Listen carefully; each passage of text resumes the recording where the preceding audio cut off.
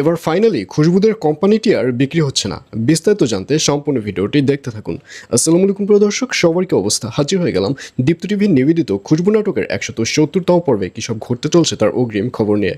Alright, এই পর্বে আপনারা দেখতে পারবেন এবার খুশবুকে দেখা যাবে তার অফিসের যে ট্রেনার রয়েছে সেই ট্রেনারকে গিয়ে বলবে, আপনি কি আপনার যে চাকরিটি রয়েছে সেটির টাকা হালাল করে খেতে চান?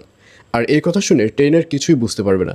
তখন খুশবু সব কিছু খুলে বলবে যে এই যে সুইটি রয়েছে, সুইটি তো কোম্পানির 12টা বাজাচ্ছে, সে তো ভুলভাল কাজবাজ করছে। সুতরাং এখন যদি সুইটিকে প্রপারলি ট্রেনিং না দেওয়া হয় তাহলে কোম্পানিটা শেষ করে দেবে সুইটি। সুতরাং আপনার অ্যাজ আর্লি অ্যাজ পসিবল ট্রেনিংয়ের ব্যবস্থা করা প্রয়োজন। আর এই কথা শুনে ট্রেনারকেও দেখা যাবে সে ট্রেনিংয়ের ব্যবস্থা করবে। আর অন্যদিকে খুশবুর যে বাবা রয়েছে তাকে দেখা যাবে সে নতুন একটি প্ল্যান তৈরি করবে।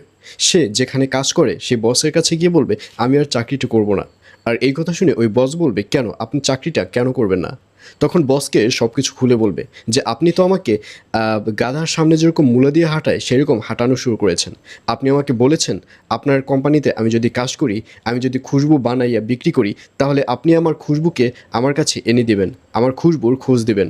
কিন্তু কই, আমার খুশবুর তো কোনো খোঁজই দিচ্ছেন না। সুতরাং আমি আর আপনার কোম্পানিতে কাজ করব না। আর এই কথা শুনে সেই লোকটি বলবে, আচ্ছা ঠিক আছে, 3 দিনের মধ্যে খুশবুর খোঁজ আমি আপনাকে দিব, আপনি দয়া করে কোথাও যাবেন না। এসব বলতে দেখা যাবে সেই লোকটিকে।